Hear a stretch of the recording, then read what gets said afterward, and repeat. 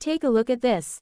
If you think most modern cars look like melted bars of soap, the Hyundai ioniq 5 is here to snap you out of it. We're starting at the back because this is where the parametric pixel design language really hits home. Opening square bracket. Those tail lights aren't just bulbs, they are individual LED squares that look like something straight out of an 8-bit video game. It's a brilliant mix of retro nostalgia and Blade Runner futurism. Notice the clean lines. There's no rear wiper here, which is a bold choice for aerodynamics, though maybe a brave one for rainy days. Opening square bracket. The bumper down here has these active air flaps and a silver skid plate that gives it a bit of an SUV stance, even though the car sits lower than you'd expect. The spoiler up top isn't just for show either, it's designed to channel air over that glass to keep it clear. It's wide, it's planted, and it looks like nothing else on the road. If you want to pull up to the charger and have everyone staring at your pixels, this is the view they'll remember. The side profile, geometry in motion. From the side, the ioniq 5 plays a bit of an optical illusion. In photos, it looks like a compact hatchback. In person, it's massive. That's thanks to a 118-inch wheelbase, which, for the record, is longer than a Hyundai Palisade. Check out THS Z-line, slashing across the doors. It's a sharp, geometric crease that catches the light and breaks up the profile. Everything here is about efficiency. Notice the flush door handles that pop out when you approach, and these wild 20-inch wheels with a fractal design that looks like a turbine. The EGMP platform allows the wheels to be pushed way out to the corners, which maximizes the space inside.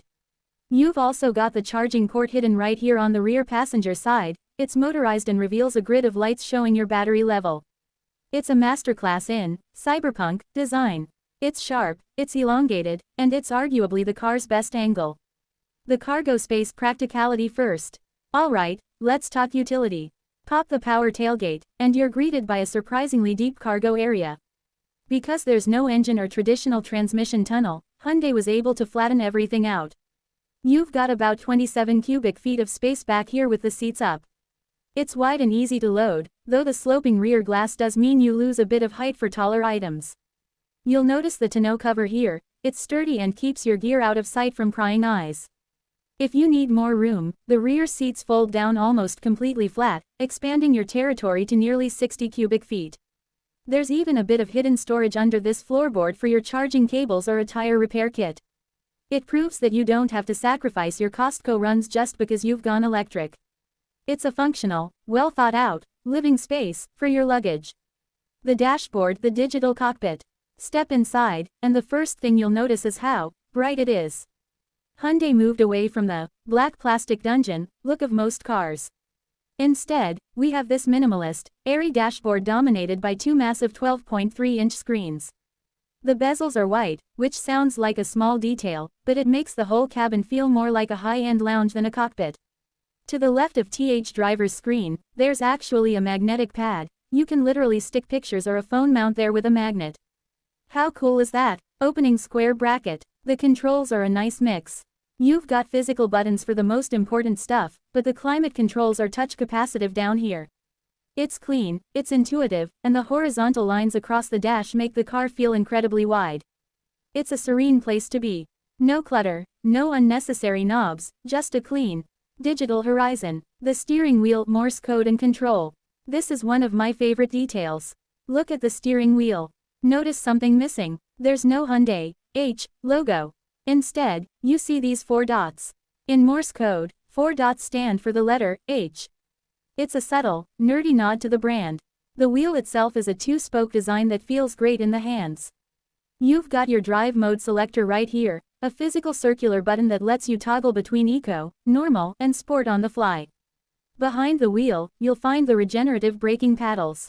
These aren't for shifting gears, they let you decide how much the car slows down when you lift off the pedal. You can even go into I-pedal mode for true one-pedal driving. And check the gear selector, it's this chunky rotary stalk on the column. Twist forward for drive, back for reverse.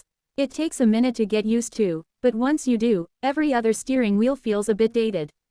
Infotainment data at a glance. The heart of the tech is this 12.3-inch infotainment screen. Hyundai's software is fast, responsive, and specifically tuned for EV life. Right now, we're looking at the navigation, which is crisp and easy to follow. But the real magic happens in the EV menu. It shows you exactly where the nearest charging stations are, and even gives you real-time status updates on whether they're being used. You can see your current battery percentage, we're at 24% here, and your estimated range. The system also allows you to set preconditioning. If you're heading to a fast charger, the car will warm up the battery so it's ready to gulp down power at the maximum speed.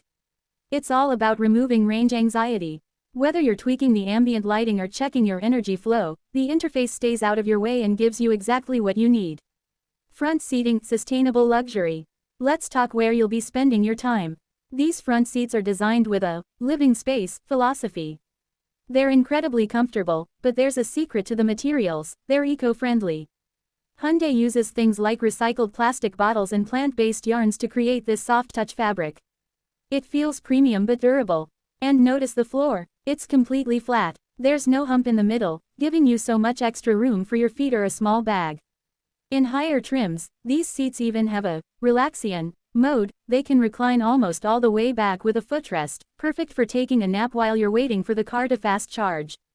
The armrest and center console can actually slide back and forth, too. It's all about modularity and making the car adapt to you, not the other way around. Rear seating, the limo experience. If you're a passenger, the back seat of the ioniq 5 is the place to be. Because of that massive wheelbase we talked about earlier, the legroom here is absolutely cavernous. You could practically host a dance party back here. The flat floor is the real hero. Even if you have 3 people across the back, the person in the middle doesn't have to straddle a bulky tunnel. But it's not just about space, it's about flexibility. These seats actually slide forward and backward on rails. If you need more trunk space, slide them forward. If you want to lounge like you're in a limousine, slide them back and recline the backrests. You've also got USB-C ports and vents back here to keep everyone happy. It's rare to find a car this size that treats the rear passengers with as much respect as the driver. It's spacious, bright, and incredibly comfortable.